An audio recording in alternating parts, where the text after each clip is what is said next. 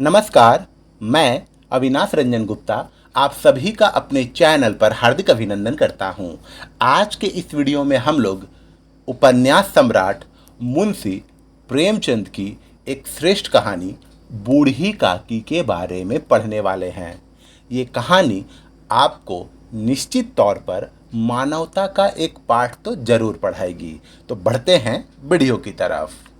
यहाँ देखिए, बूढ़ी काकी पाठ के कुछ स्मरणीय बिंदु हैं जिन पर हम एक एक करके विचार करेंगे। सबसे पहले हम लोग आ जाते हैं लेखक परिचय पर। इस पाठ के लेखक और हिंदी साहित्य जगत के श्रेष्ठ हस्ताक्षर मुंशी प्रेमचंद अपने इस कहानी में मानवता के पाठ को संजोए हुए हैं। लेखक मुंशी प्रेमचंद के बारे में हम लोग तो बहुत कुछ जानते हैं, लेकिन एक बात आप जान कर रखिए कि उन्हें उपन्यास सम्राट कहा जाता है। इनका असली नाम लाला धनपत राय था। पहले ये उर्दू में लिखते थे, फिर इन्होंने हिंदी में लिखना शुरू किया। इनकी बहुत सारी रचनाएं हैं, जैसे गबन, वरदान, प्रतिज्ञा, सेवा सदन, प्रेमाश्रम, रंगभूमि, कर्मभूमि, निर्मला, कायाकल्प, गोदान और मंगलसूत्र। हालांकि मंगलसूत्र उपन्यास जो है इनका अपूर्ण रहा, उनसे पहले ही इनकी मृत्यु हो गई। ये पूरा नहीं कर पाए थे अपने मंगलसूत्र उपन्यास को, और इनकी समस्त रचनाएं मान सरोवर के 8 भागों में संकलित है। अर्थात जो मान सरोवर के 8 वॉल्यूम्स हैं उनमें इनकी 300 से अधिक कहानियां संग्रहित हैं। इनके कुछ नाटक भी हैं, जैसे प्रेम की वेदी, करबला और संग्राम, ये सब इनके कुछ नाटक भी है। तो ये था संक्षिप्त परिचय मुंशी प्रेमचंद का। अब हम लोग बढ़ते हैं अगले बिंदु की तरफ, जो है पाठ की पृष्ठभूमि। देखिए, बूढ़ी काकी में प्रेमचंद ने ऐसे दयनीय वृद्धों की अवस्था की ओर हमारा ध्यान खींचा है जिन्हें समाज और परिवार से उपेक्षा मिलती है और जो जीवन के हर क्षण को आनंदपूर्वक बिताना चाहते हैं। देखिए, आपका परिवार हो या मेरा परिवार हो, हमारे परिवार में बूढ़े लोग, बुजुर्ग लोग होते ही होते हैं। और हम लोगों ने ये नोटिस भी किया होगा कि डे बाय डे उनकी अहमियत हमारी नज़रों में कम होती जाती है, और उस समय उन्हें हमारे प्रेम के, स्नेह के, सद्भाव की काफ़ी ज़रूरत होती है। चूँकि हम लोग व्यस्ततम दिनचर्या बिताते हैं, आज के सो कॉल्ड बिजी लाइफ में हम लोग उनके लिए समय नहीं निकाल पाते, साथ ही साथ हम उन्हें लाइबिलिटी समझते हैं। इसी बात को प्रेमचंद ने एक सुंदर कहानी के रूप में हमारे सामने प्रस्तुत किया है। इस पाठ में समाज के वृद्धों की दयनीय स्थिति और उनके प्रति परिवार वालों का रूखा रवैया कहीं ना कहीं मानवता को शर्मसार करता है।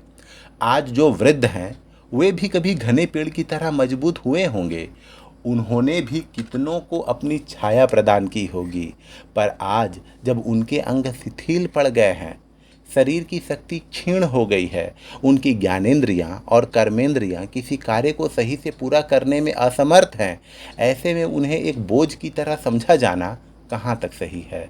आंगन में लगा तुलसी का पौधा भी अगर सूख जाता है तो उसे यूं ही सड़क पर नहीं फेंक देते, न ही दरकिनार किया जाता है। फिर तो ये हमारे घर के बुजुर्ग हैं, हमारे अपने हैं, जीवित प्राणी हैं, उनके साथ अमानवीय व्यवहार कदाचित उचित नहीं।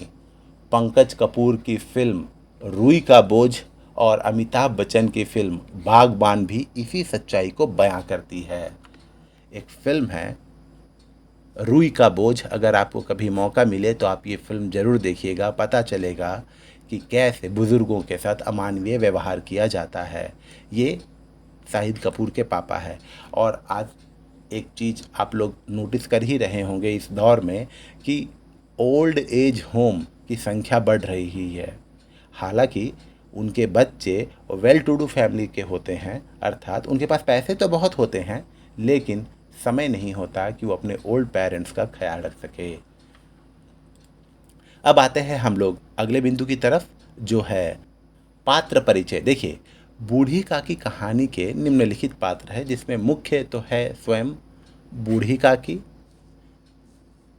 पंडित बुद्धिराम है जो दूर के रिश्ते में इनका भतीजा लगेगा बूढ़ी काकी का, और पंडित बुद्धिराम की पत्नी है रूपा और इन दोनों के 3 बच्चे हैं, जिसमें से 2 पुत्र हैं।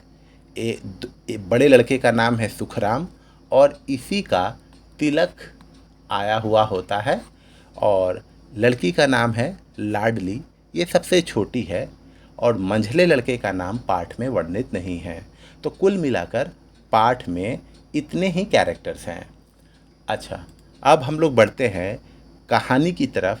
ये चित्रों के आधार पर वर्णित कहानी है, लेकिन इस कहानी को समझने से पहले अगर हम लोग कथासार का अध्ययन कर ले तो कहानी समझना हमारे लिए और भी आसान हो जाएगा। तो चलिए सबसे पहले हम लोग कथासार पर विचार कर लेते हैं। कथासार, देखिए इस पाठ का कथासार मैं पढ़ने जा रहा हूँ। आप अपनी आंखें बंद कीजिए और पूरे मनोयोग से मेरी वाणी को आत्मसात करने की कोशिश कीजिए, साथ ही साथ चीज़ों को विजुअलाइज करने की कोशिश कीजिए। ये पाठ आपके जहन में बहुत अच्छे से बैठ जाएगा। बूढ़ी काकी प्रेमचंद की एक उत्कृष्ट यथार्थवादी कहानी है, सच्चाई पर आधारित कहानी है। इस कहानी के जरिए मनुष्य के अमानवीय और स्वार्थांध चरित्र का खुलासा किया गया है। बूढ़ी काकी के जीवन में एकमात्र सहारे के रूप में भतीजा बुद्धिराम है, जिसके नाम पर काकी ने अपनी सारी संपत्ति लिख दी है। जिह्वा स्वाद के अतिरिक्त उसके जीवन में और कोई लालसा नहीं है, परंतु बुद्धिराम और उसकी पत्नी रूपा की स्वार्थपरता के कारण उसकी यह लालसा अपूर्ण बनी रहती है। अर्थात बुढ़िया ने अपनी सारी संपत्ति पंडित बुद्धिराम के नाम लिख दी और पंडित बुद्धिराम ने ये वादा किया था कि वो उसे खिलाता पहनाता रहेगा, लेकिन एक बार संपत्ति अपने नाम हो जाने के बाद वो अपने वादे से मुकर सा गया है। बुढ़िया के जीवन में स्वादिष्ट व्यंजन खाने के अलावा और कोई भी दूसरा शौक नहीं है, लेकिन उसकी ये इच्छा भी पूरी नहीं होती। बड़ी कठिनाई से पेट भर भोजन मिलता है। घर की छोटी लड़की लाडली को छोड़कर अन्य कोई सहानुभूति भी नहीं रखता। अर्थात पूरे घर में केवल घर की छोटी लड़की लाडली ही बूढ़ी काकी से सहानुभूति, हमदर्दी रखती है। काकी का मन हर पल अच्छी अच्छी खाने की चीज़ों के लिए तरसता रहता है, लेकिन उसकी यह इच्छा पूरी नहीं होती। घर में तिलक उत्सव के अवसर पर वह तरह तरह के पकवान, पूड़ियाँ, कचौड़ियाँ, मसालेदार तरकारियाँ आदि बनती है, और ये तिलक उत्सव उसके पोते सुखराम अर्थात पंडित बुद्धिराम के बेटे का होता है। इन चीज़ों की सुगंध से काकी की उत्कट क्षुधा जागने लगती है। देर तक इन चीज़ों के न मिलने पर पेट की ज्वाला से विवश होकर काकी रेंगते हुए कड़ाहा के पास जा पहुंचती है। कड़ाह के पास अर्थात उस कड़ाही के पास जा पहुंचती है जहां पर पूरियाँ, कचौरियाँ छानी जा रही थी। चीज़ें तो नहीं मिलती, उल्टे रूपा के व्यंग्य वाण सहने पड़ते हैं। फिर कई घंटों के बाद काकी मेहमानों के पास आ बैठती है, क्योंकि उसे भूख बहुत ही ज़्यादा लग रही थी।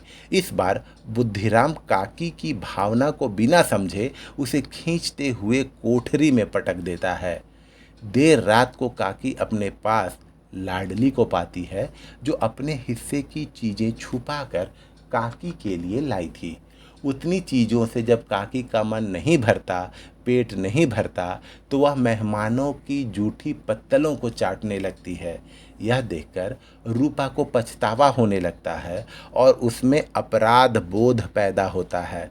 वह बार बार ईश्वर से अपनी गलती के लिए क्षमा याचना करती है।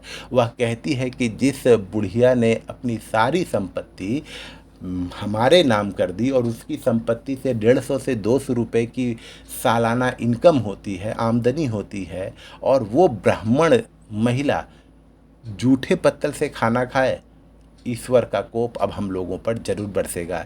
इसीलिए वो बार बार क्षमा याचना करती है। फिर प्रसन्नचित्त होकर सारी चीज़ों से सजी थाली चचेरी सास को परोसती है और उनसे क्षमा मांगती है। बूढ़ी काकी सब कुछ भुलाकर परम आनंद से चीज़ों का स्वाद लेने लगती है।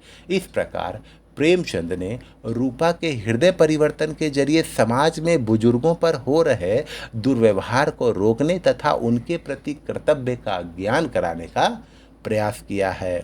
तो ये थी इस कहानी की संक्षिप्त समरी। अब हम लोग आते हैं चित्रों के माध्यम से कहानी को समझने की कोशिश की तरफ।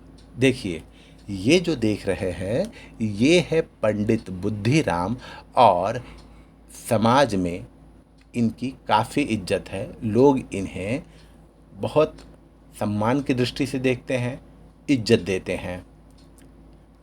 और ये अपनी चाची को बहला फुसला कर उनकी संपत्ति अपने नाम कर लेता है और कहता है कि मैं आपको आजीवन खिलाता पहनाता रहूँगा।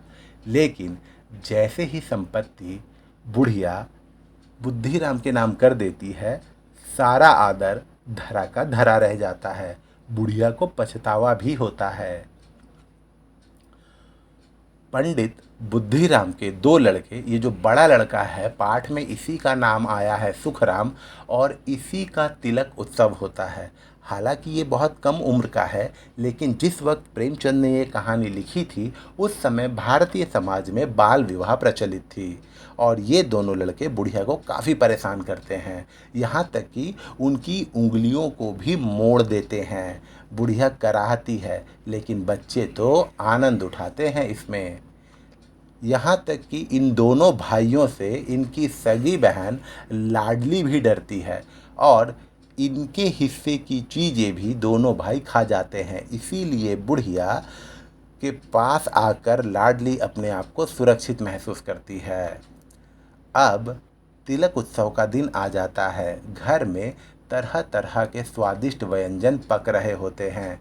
बुढ़िया को खाने का बड़ा मन कर रहा होता है। वो अपनी कोठरी में बैठी हुई होती है, इमेजिनेशन कर रही होती है कि ऐसी ऐसी पूरियाँ बनी होंगी, सब्जियां बनी होंगी, रायता, दही बूंदी और न जाने क्या क्या। लेकिन उसकी तो कोई सुध ही नहीं ले रहा था। और जब खाना स्वादिष्ट होता है तो भूख थोड़ी ज़्यादा और पहले ही लग जाती है। इसीलिए अपने भूख पर नियंत्रण न रखते हुए वो उस कड़ाह के पास आ पहुंचती है जहां पूरियाँ छानी जा रही थी। बुढ़िया को कड़ाही के पास देखकर रूपा के तन बदन में मानो आग लग गई। वो भी दिन भर काम करके थक गई थी, और बुढ़िया को खाने के इच्छा से आई इस जगह पर देखकर वो तिलमिला उठी और बुढ़िया को बहुत खरी कोठी सुनाती है। बुढ़िया पछताती हुई अपनी कोठरी में लौट तो जाती है, पछताती है कि मुझे नहीं जाना चाहिए, लेकिन 2-3 घंटे बाद फिर जब कोई इसकी सुधि नहीं लेता तो ये पुनः उस जगह पहुंच जाती है जहां पर लोग खा रहे थे। इसे देखकर जो आए हुए मेहमान थे वो डर जाते हैं, बोलते अरे अरे ये कौन आ गया है, ये कौन बीमार बुढ़िया है, इसे दूर भगाओ। और पंडित बुद्धिराम इसे देख लेता है। पंडित बुद्धिराम भी अत्यधिक क्रोधित हो जाता है और इसे घसीटते हुए इनकी कोठरी में पटक देता है। ये सारा दृश्य लाडली देख रही थी। इस लाडली को इतनी बात समझ में आ जाती है कि अगर बुढ़िया को खाना देना ही है तो क्यों ना उसे पहले दे दिया जाए, क्यों उसे सबसे बाद में दिया जाता है। इसलिए अपने खाने की कुछ पूरियाँ लाडली बचा लेती है, और जैसे ही सब सो जाते हैं लाडली बुढ़िया के पास आती है और उसे अपने हिस्से की पूरियाँ देती है। हालांकि इतनी पूरियों से बुढ़िया का पेट तो भरता नहीं, इसीलिए वो रेंग रेंग कर उस जगह पहुंचती है जहां पर जूठे पत्तल फेंके गए थे। वो उन पत्तलों से खुरचन और जूठे जूठे पूरियाँ, सब्जियां आदि खा रही थी। रात को जब रूपा उठती है और बगल में लाडली को नहीं पाती है तो वो परेशान हो जाती है। वो उसे ढूंढने को निकलती है और देखती है कि लाडली एक ऐसी जगह खड़ी है जहाँ से थोड़ी दूर पर बुढ़िया जूठे पत्तलों से भोजन खा रही है। ये देखकर उसे बहुत आत्मग्लानि होती है। उसे पछतावा होता है कि जिसकी संपत्ति से हम लोगों को 100-150 रुपए की सालाना आमदनी होती है, उसकी ये स्थिति, ब्राह्मण स्त्री की ये स्थिति, अब तो ईश्वर हम लोगों पर कोप बरसाएंगे। इसीलिए रात को ही भंडार घर खोलती है और थाली में खाना सजाकर बुढ़िया के सामने रख देती है। बुढ़िया जी भर कर खाती है, उसे कोई गिला शिकवा नहीं है, और ये लाडली भी मुस्कुरा रही होती है। और इस हृदय परिवर्तन से प्रेमचंद हमें ये बताना चाहते हैं कि हमें अमानुषिक व्यवहार त्याग देना चाहिए घर के बुजुर्गों के प्रति। अब हम लोग आ जाते हैं शब्दार्थ की तरफ। तो देखिए यहाँ पर पाठ में जो कठिन शब्द आए हैं उनके सरल अर्थ दिए गए हैं। आप ज़रूर इसका अध्ययन कीजिएगा वीडियो को पॉज करके। हम लोग बढ़ते हैं अभ्यास कार्य की तरफ। तो अभ्यास कार्य में हम लोग देख लेते हैं जी, बूढ़ी काकी के भतीजे का क्या नाम था? याद रखिएगा, बूढ़ी काकी के भतीजे का नाम था पंडित बुद्धिराम। रूपा किसकी पत्नी थी? पंडित बुद्धिराम की। अपने हिस्से की पूड़ियाँ काकी के लिए बचा कर रखी थी किसने? लाडली ने। बूढ़ी काकी को पत्तलों पर से जूठी पूड़ी के टुकड़े खाता देखकर कौन सन्न रह गया? रूपा। तो ये थे बहुविकल्पीय प्रश्न। अब हम लोग आ जाते हैं दूसरे अभ्यास पर। बूढ़ी काकी कैसे रोती थी?